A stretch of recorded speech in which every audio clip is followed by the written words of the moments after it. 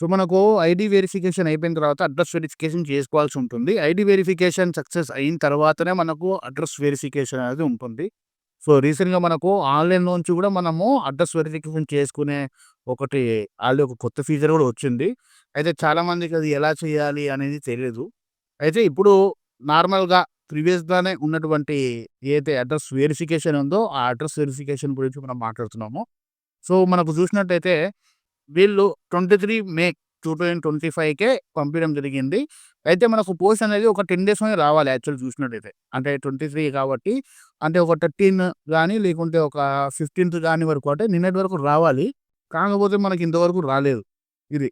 అయితే దీన్ని మనం ఎట్లా చేయాలి అని చెప్తే ఏం లేదు. జస్ట్ మీరు రీసెంట్ పిన్ చేసుకోండి. రీసెంట్ పిన్ అని చెప్పి చేసుకుంటే మన అడ్రస్‌కే ఎళ్తుందనమాట. లేదు అనుకుంటే మీరిక్కడ అప్‌డేట్ అడ్రెస్ అంటే వేరే అడ్రెస్ అయినా గాని మీరు పెట్టుకోవచ్చు. మీ అడ్రెస్ గనక పక్కా ఉంది అనుకుంటే మీరు అప్‌డేట్ అదే పెట్టుకోవచ్చు. లేకుంటే అప్‌డేట్ అయినా చేసుకోవచ్చనమాట. ఓకే. తర్వాతొచ్చేసి రీసెంట్ పిన్ అని చెప్పేసి చేయండి. సో, మీకు పిన్ అనేది రాకపోతే మనం ఈ విధంగా చేసుకోవాల్సి ఉంటుందనమాట. సో, ఇక్కడ చూడండి new pin will be soon be posted to అని చెప్పి మనకు అడ్రెస్ ఇక్కడ రావడం జరిగింది.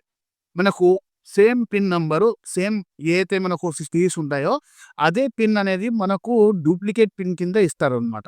ఫస్ట్ పిన్ ఒకలా, సెకండ్ పిన్ ఇంకోలా ఉండదు.